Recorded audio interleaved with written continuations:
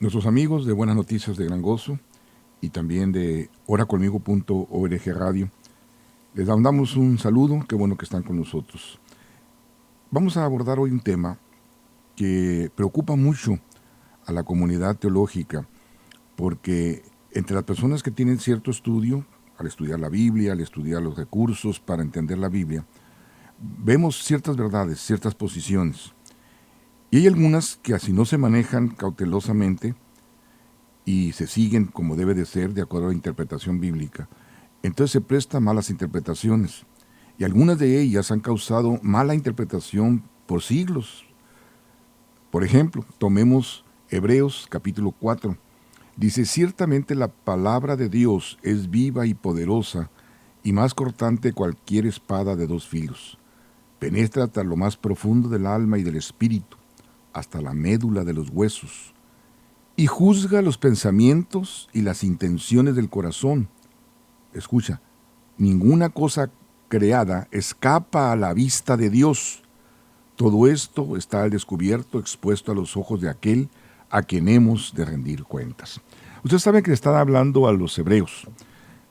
Era una comunidad que estaba ya entrando en contacto con los cristianos. Podríamos decir que hasta ya eran algunos conversos cristianos, pero se les está haciendo factible, se les está haciendo que saquen a la luz algunas doctrinas que no apuntaban ya hacia el antiguo pacto, sino que cómo es que ahora apunta hacia Cristo.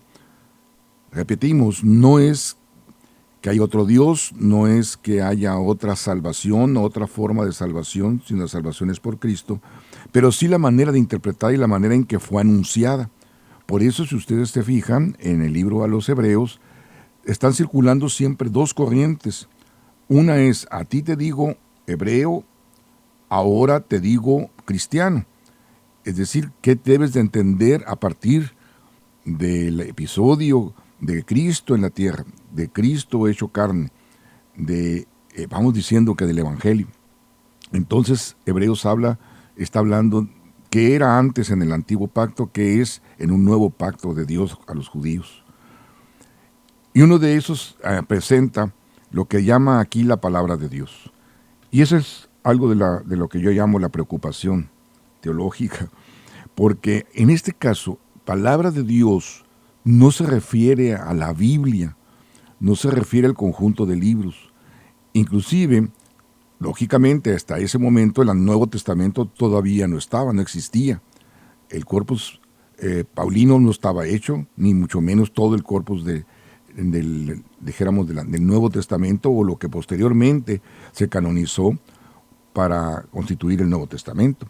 Así es que ahí palabra de Dios es logos, pero ese logos es la palabra hablada, es la palabra enunciada, es el anuncio, que incluso si nosotros lo llevamos a Juan capítulo 1, versículo 1, en el principio era el verbo y el verbo era con Dios y el verbo era Dios.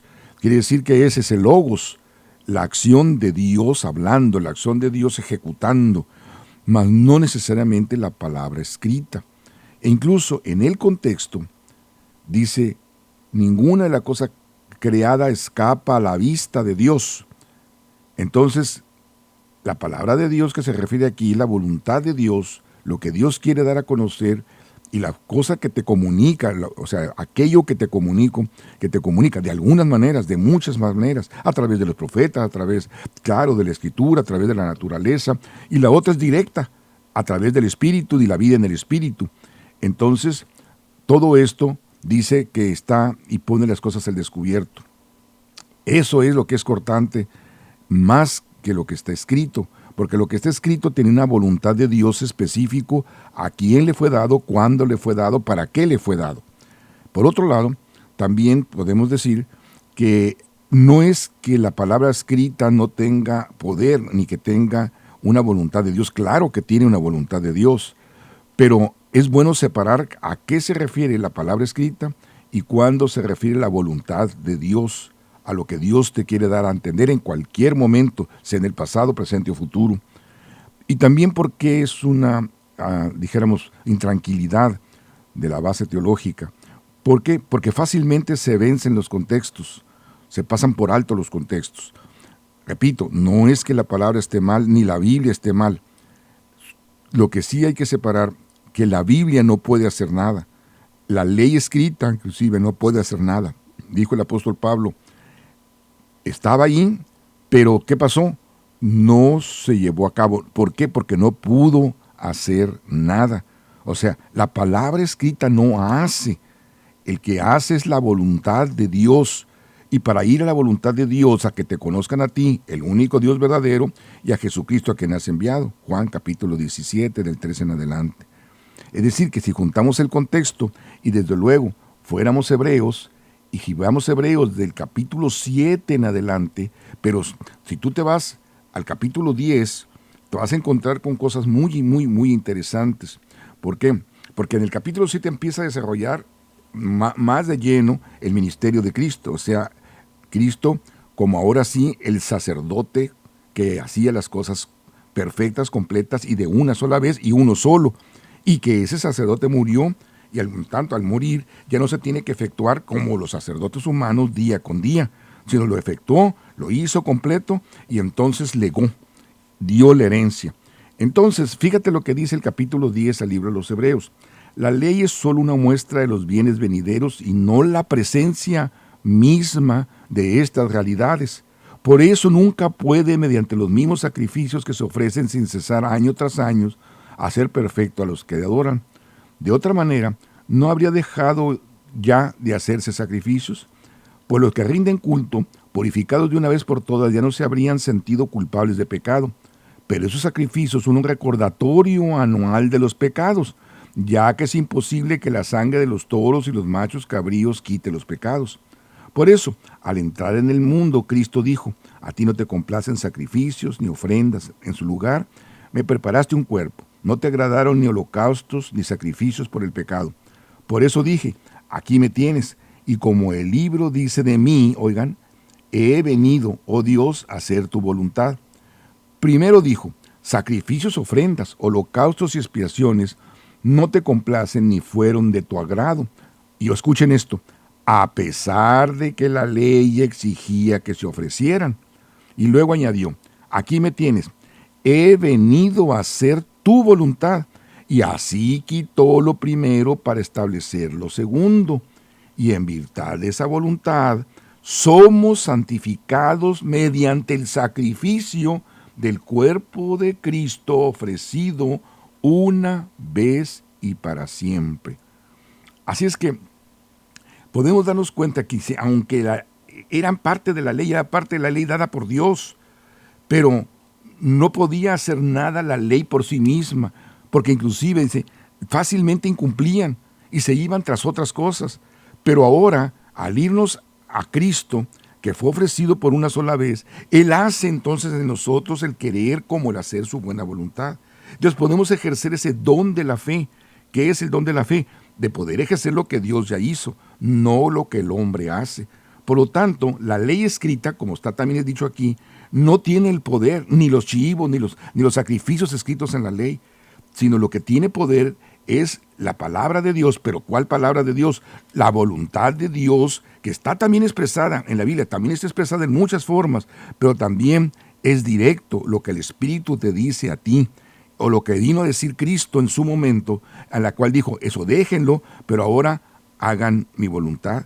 Y mi voluntad es buena, pero tienes que ir en ese conducto, que te conozcan a ti, el único Dios verdadero, y a Jesucristo a quien has enviado. Mas si van por mí y por mi justicia, entonces dice, todo les será añadido. Pero la ley no puede, ni la ley escrita, ni la Biblia escrita puede mover nada. La convertiríamos en un ídolo, y no queremos eso. No queremos que vuelva a suceder lo mismo que sucedió al pueblo de Israel, de tal manera, como dice Juan, a mí mismo en el capítulo 1, a los suyos vino y los suyos no lo conocieron. Y está pasando en la actualidad.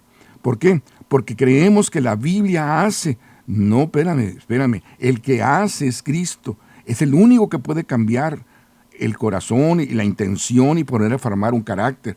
Porque dice, es que si sigues lo escrito vas a formar carácter, vas a hacer y deshacer, o sea, puedes cumplir. No, mira. Si vas a llegar a cumplir, si vas a cumplir con un carácter, tiene que ser a través del Espíritu de Cristo. Entonces podríamos aplicar lo que dice el capítulo 8 del libro de los Romanos. Por lo tanto, ya no hay ninguna condenación para los que están unidos a Cristo Jesús, pues por medio de Él, la ley del Espíritu de vida me ha librado, ahí está el problema, de la ley del pecado y de la muerte. Si queremos quitarnos de la ley de pecado y muerte, que es lo que obra para no tener un carácter adecuado o no ser el adecuado, entonces, ¿cómo podemos hacerlo? ¿Cómo podemos librarnos de la ley del pecado y de la muerte? Por medio del Espíritu de vida. En efecto, porque la ley escrita no pudo librarnos, dice, porque la naturaleza pecaminosa anuló su poder. Por eso, Dios envió ¿a quién? A Logos, a su propio Hijo, en condición semejante a nuestra condición de pecadores, para que se ofreciera en sacrificio por el pecado. Y así es como Dios condenó al pecado en la naturaleza humana. O sea, queremos cambiar el interior.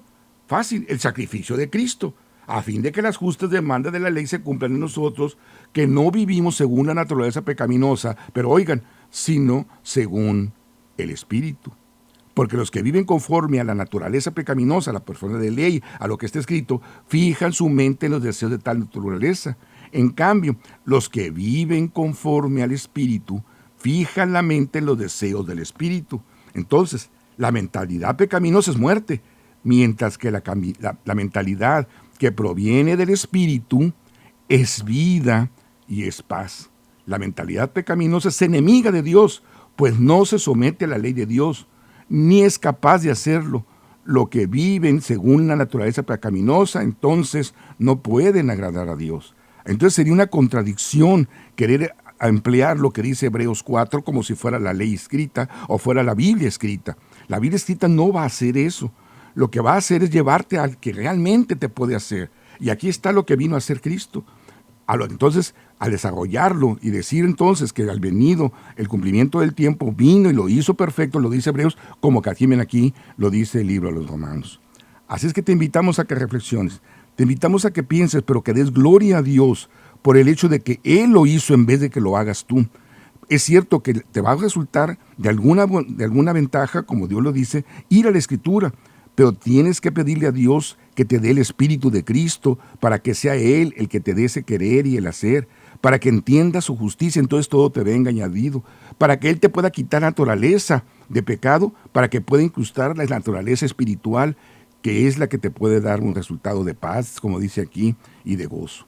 Así es que alabemos a Dios, que Él nos dé el Espíritu, que es vida y que es paz, y que eso es lo que puede formar el mejor de los caracteres, y el mejor de los individuos, el mejor de los cristianos.